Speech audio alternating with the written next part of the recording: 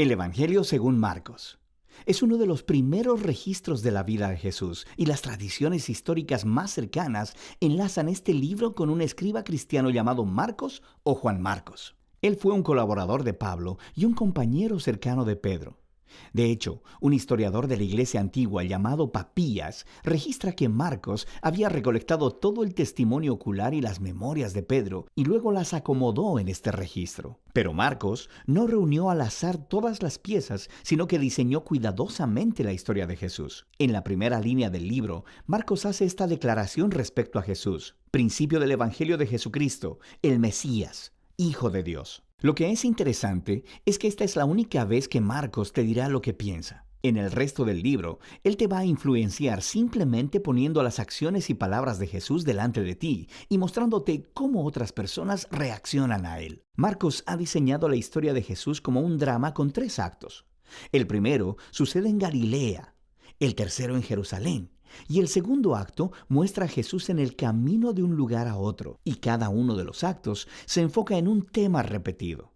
En el primer acto, todo el mundo está asombrado por Jesús y se preguntan: ¿quién es este Jesús? En el segundo acto, son los discípulos los que están luchando por entender qué significa que Jesús es el Mesías. Y luego, en el tercer acto, vemos la sorprendente paradoja de cómo Jesús se convierte en el rey mesiánico. Entremos en la historia y veamos cómo se desenvuelve.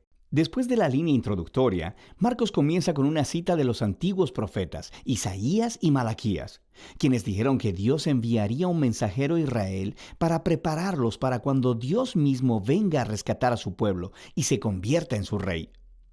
Y Marcos presenta a Juan el Bautista como el mensajero. Y luego, justo cuando esperas que Dios aparezca personalmente, Marcos presenta a Jesús.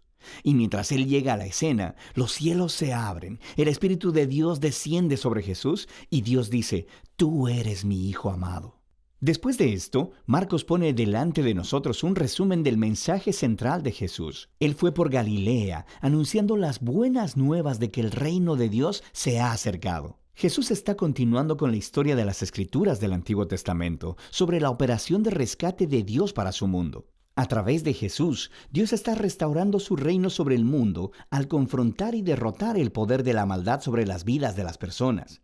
Y entonces las invita a vivir bajo su reino al seguir a Jesús. A partir de aquí, Marcos nos da un gran bloque de historias, mostrándonos el poder de Jesús mientras Él trae el reino de Dios. Él va sanando a personas cuyos cuerpos están enfermos o quebrantados, o bajo la opresión de poderes espirituales oscuros. Y Jesús incluso hace algo que, para el pueblo judío, solo Dios tiene el derecho de hacer. Él perdona los pecados. Y las acciones de Jesús producen muchas respuestas diferentes. Algunos le siguen y se vuelven sus discípulos. Otros todavía no saben qué pensar y otros lo rechazan completamente, especialmente los líderes de Israel, quienes lo acusan de blasfemar contra Dios y de recibir poder del mal. Pero Jesús no está sorprendido por estas respuestas.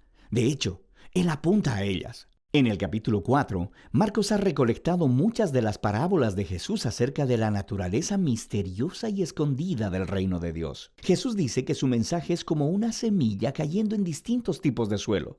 Algunos son receptivos y otros no. O que es como una semilla de mostaza que es muy pequeña, parece insignificante, pero luego crece enormemente y sorprende a todos. El punto de Jesús es que Él realmente es el Mesías que trae el reino de Dios, pero no luce como nadie lo esperaba. Esta creciente confusión acerca de Jesús entre las multitudes está conectada con la idea clave que Marcos enfatiza al final del primer acto, que incluso entre los discípulos de Jesús hay confusión.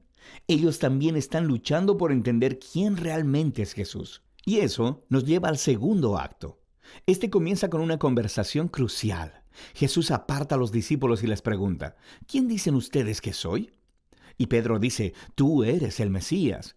Pero luego queda claro que Pedro quiere decir que Jesús es un rey militar victorioso, del linaje de David, que rescatará a Israel de los romanos. Pero para Jesús, ser el Mesías significa que Él es el rey, siervo sufriente de Isaías 53, quien traerá el gobierno de Dios entregando su vida en Jerusalén. Y los discípulos no lo entienden.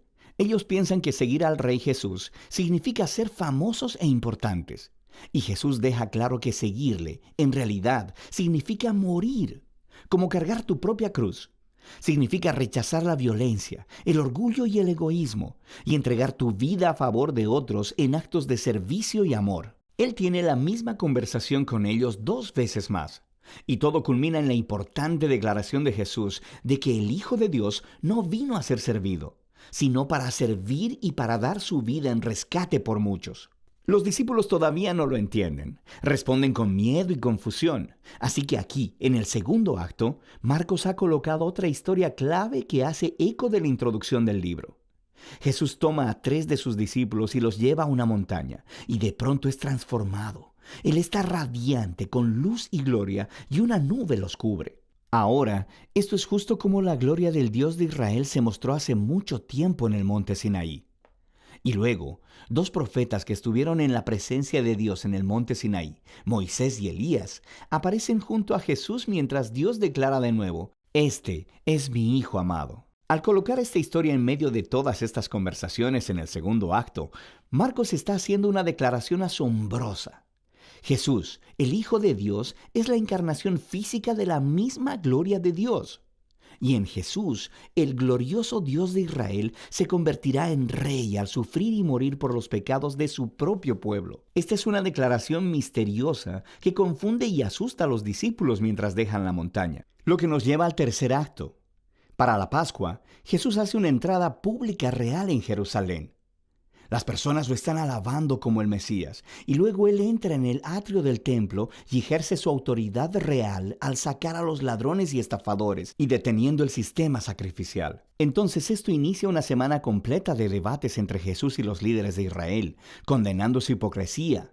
Así que ellos preparan un plan para asesinarlo. Y Jesús le advierte a sus discípulos, prediciendo que Jerusalén y su templo serán destruidos en una generación, y que sus discípulos serán perseguidos como Él, hasta que Él regrese un día a traer el reino de Dios completamente sobre la tierra. Y todo esto lleva a la noche final.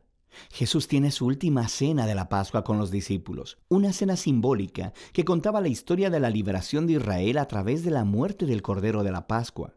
Y Jesús toma estos símbolos y les da un nuevo significado. Ellos apuntan a la liberación del pecado y la muerte, que sucederá a través de la muerte del Mesías, el siervo sufriente. A partir de aquí, la historia se acelera al arresto de Jesús, su juicio delante de los sacerdotes de Israel y el gobernador romano Pilato, y todo eso resulta en la crucifixión de Jesús, y culmina en una escena clave que encaja con las escenas importantes del primer y segundo acto, excepto que, esta vez, es oscuridad lo que desciende y no una nube. Y en lugar de una voz divina del cielo, se escucha la voz de Jesús clamando antes de morir. Y luego, lo más sorprendente es que es un soldado romano que mira a Jesús morir, el que entiende y anuncia quién Jesús es. Este hombre era el Hijo de Dios. Él es la primera persona en la historia en reconocer la sorprendente declaración acerca de quién Jesús es. Él es el Hijo de Dios crucificado, quien es el Mesías, Jesús de Nazaret, quien murió por sus amigos y por sus enemigos.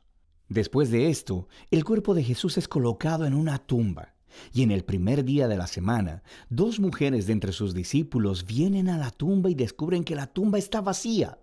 La piedra había sido removida.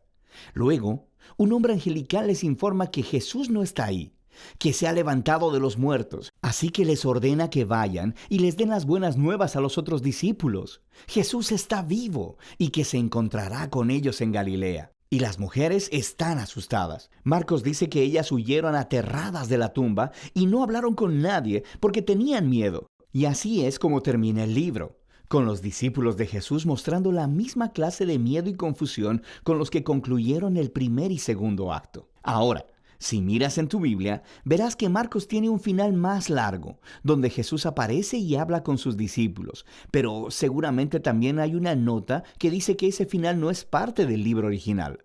Solo se encuentra en manuscritos más tardíos y menos confiables. Ahora, es posible que el final original de Marcos se perdió, o que Marcos nunca terminó de escribir su recuento. Pero es más probable que este final abrupto sea intencional para resaltar una idea.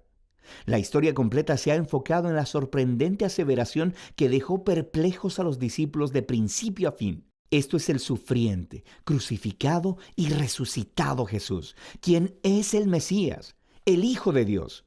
Que el amor de Dios y su reino al revés son revelados en la medida en que Jesús murió por los pecados del mundo. Así que esta historia termina sin una conclusión y te obliga a ti, el lector, a luchar con esta extraña y escandalosa declaración acerca de Jesús. ¿Vas a huir como los discípulos? ¿O reconocerás a Jesús como tu rey y anunciarás las buenas nuevas? Solo tú puedes responder esa pregunta. Y de eso se trata el Evangelio de Marcos.